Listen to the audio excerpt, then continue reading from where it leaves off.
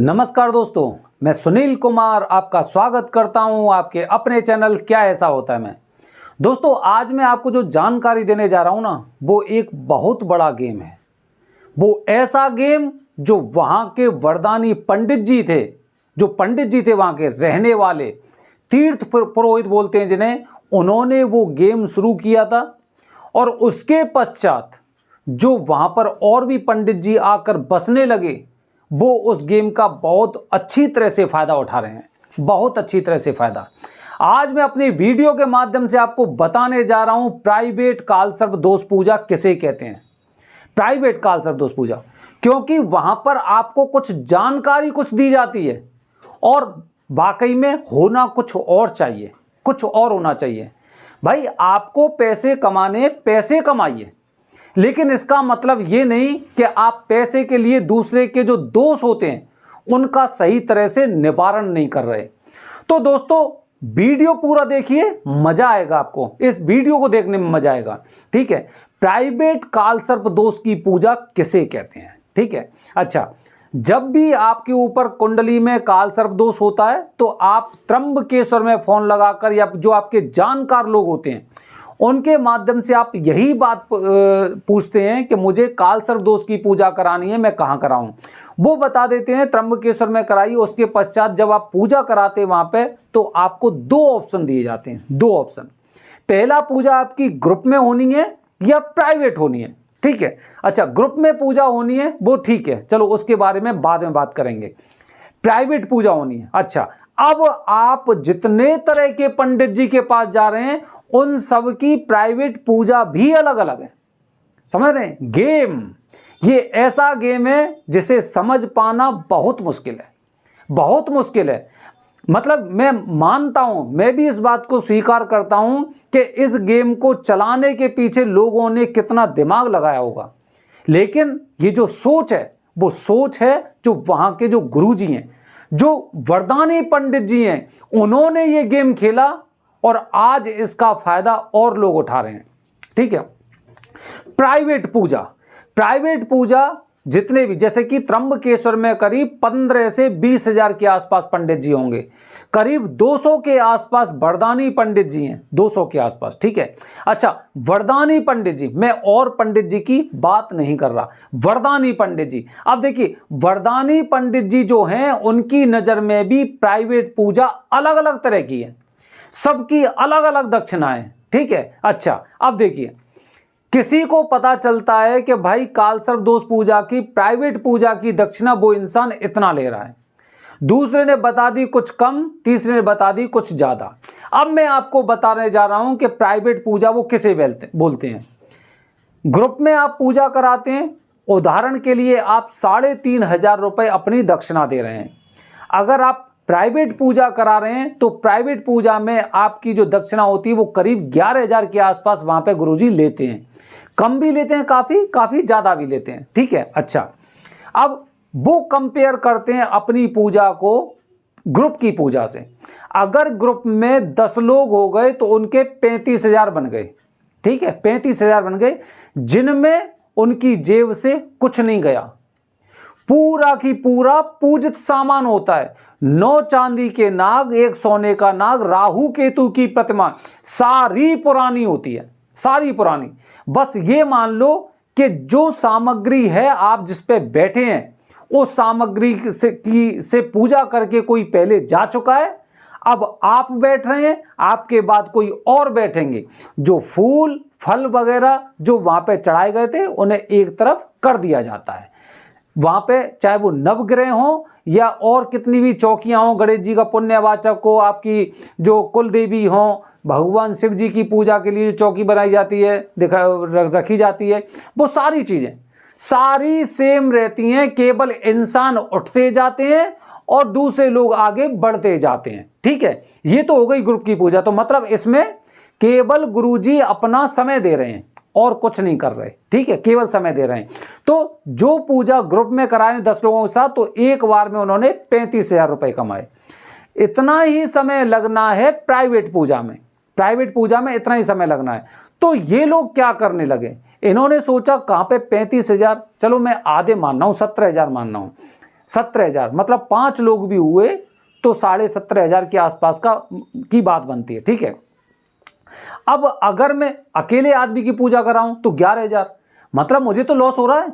और इसमें मैं अपनी पॉकेट से क्या लगाऊं, अपनी पॉकेट से क्या लगाऊं? ठीक है, मुझे तो कुछ लगा ही नहीं है। तो इन लोगों ने क्या प्लान किया कि चलो मैं आपकी अकेले में पूजा कराऊंगा, जैसे जो ग्रुप होता था ऐसी मैं आपकी अकेले में पूजा कराऊंगा। ये उनकी प्राइवेट पूजा है, ये प्राइवेट पूजा है। लेकिन प्राइवेट पूजा ये नहीं होती है, ये प्राइवेट पूजा नहीं होती है कि आप केवल अकेले में पूजा करा रहे हैं। इसके साथ प्राइवेट पूजा के कुछ और भी पहलू होते हैं, वो मैं आपको बताने का प्रयास कर रहा हूं। वो पहलू क्या होते हैं भाई? इन्होंने देख लिया कि 17,000 तो मुझे मिलने ही मिलने हैं अगर 5 लोग ग्रुप में पूजा करा रहे हैं। सामग्री वही, लोग आए और आगे बढ़ते रहे, नए लोग आए, बैठे, पूजा की और फिर आगे बढ़ गए, कुछ नहीं लगा। तो जो प्राइवेट पूजा होती है उसमें मैं अपनी पॉकेट से क्यों लगाऊं? मुझे क्या जरूरत पड़ी है? क्योंकि मुझे तो यहां पे सिर्फ कमाना है और मेरा कोई दूसरा उद्देश्य नहीं है। मैं काल सर्प दोष की पूजा करके यहां पे केवल मैं कमाने के लिए बैठा हूं।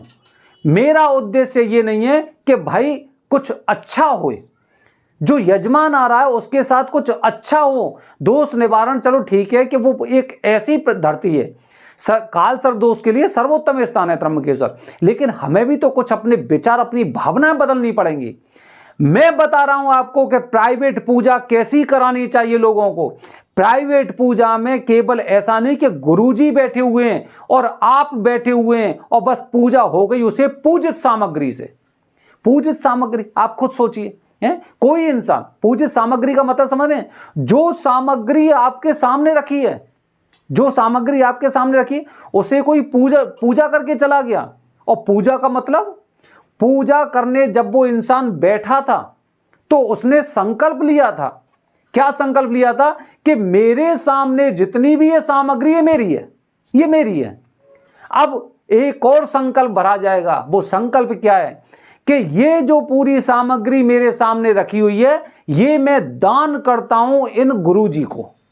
समझ गए आप?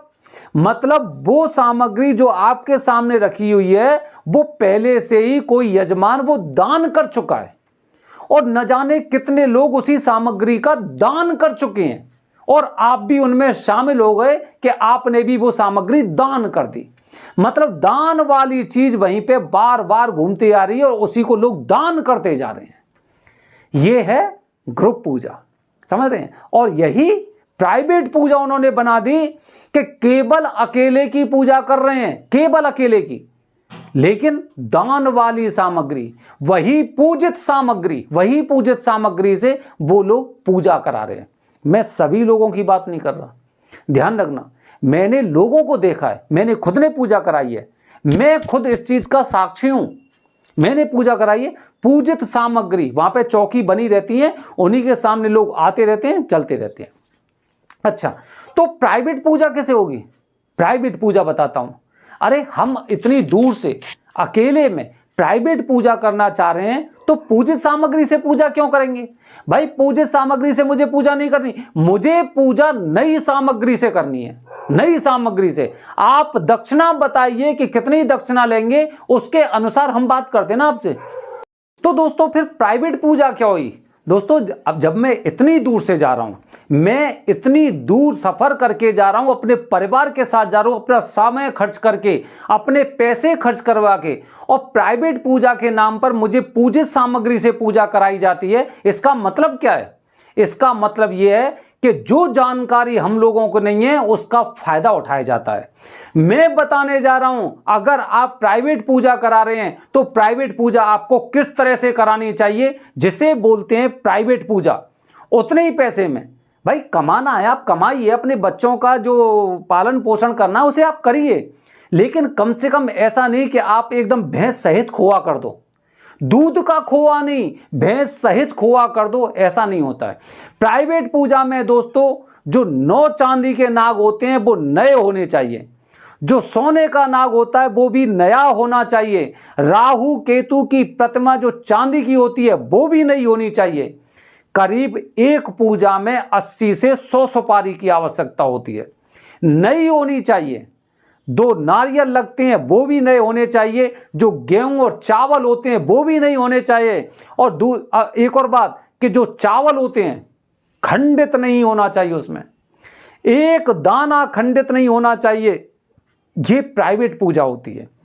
फूल कहीं से सड़ा गला नहीं होना चाहिए, जो फूल होते हैं। फल आपके खराब नहीं होने चाहिए, इसे बोलते हैं प्राइवेट पूजा। अगर आप इसे भी करवाओगे, आप 11,000 रुपए ले रहे हैं, 15,000 रुपए ले रहे हैं, जितना भी पैसा ले रहे हैं, अगर 5 या 6,000 7,000 आपके खर्च हो जाएंगे तो कम से कम एक दिन में 4,000 रुपए तो आप कमा रहे हो ना। 4-5 हजार रुपए तो कमा रहे हो।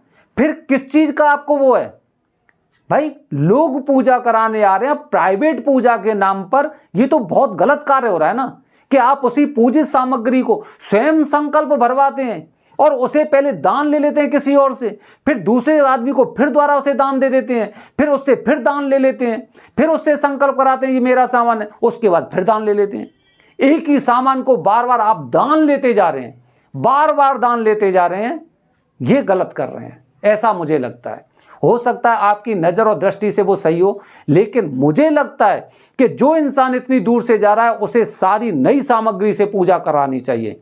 पूरी नई सामग्री होना चाहिए। भाई राहु केतु हो गए, 9 नाग हो गए, सोने का सांप हो गया, क्या इसे नहीं ला सकते? छोटे छोटे आते हैं, 5 से 5,000 के 4-5-6,000 रुपए में आ जाते हैं, बड़े आराम से आ जाते हैं। फिर क्यों नहीं करा सकते? दोस्तों ये होती है प्राइवेट पूजा। यही मैं आपको बताने का प्रयास करता हूं कि पूजा और रिश्ते हमेशा अपने कद से ऊंचा करना चाहिए। ये लोग कराते हैं, पूजा करते हैं, तो पूजा के बारे में आपको भी जानकारी होनी चाहिए। ये सामग्री कैसी है? ये जो मेरे सामने जो नाग रखे हुए हैं, सोने के राहु केतु है या सोने का नाग है, 9 नागे कैसे हैं, किस तरह से पूजा हो रही है? त्र्यंबकेश्वर में ऐसा होता है। तो दोस्तों मैंने अपनी वीडियो के माध्यम से आपको बताने का प्रयास किया है, प्राइवेट पूजा के नाम पर आप ठगी का शिकार ना हो, क्योंकि वहां न जाने कितने लोग, केवल बाहर के पंडित जी नहीं बल्कि वरदानी पंडित जी भी बैठे हुए हैं, जो हो सकता है प्राइवेट पूजा आपकी 4-5-6 हजार रुपए में कर दें। अगर आपके पुरोहित भी आपकी अगर 4-5-6 हजार में या 7,000 रुपए में अगर प्राइवेट पूजा करा रहे हैं काल सर्पदोष की, तो उनसे पूछिए कि इनकी कॉस्टिंग तो बताइए। जो 9 चांदी के नाग है, एक सोने का नाग है, एक राहु केतु की प्रतिमा, ये चांदी के आइटम है, इनकी कॉस्टिंग क्या होती है? और जब कॉस्टिंग अगर आप समझ जाएंगे तो आपके पुरोहित भी आपकी अच्छी पूजा करेंगे। दोस्तों जब भी पूजा कराने जाएं पहले उसके बारे में जानकारी अवश्य रखें, और ये जानकारी एक ऐसी होती है कि ये निर्भर करता है कि आपकी पूजा अच्छी होगी, सफल होगी या नहीं होगी। बने रहिए हमारे चैनल के साथ दोस्तों। हर हर महादेव।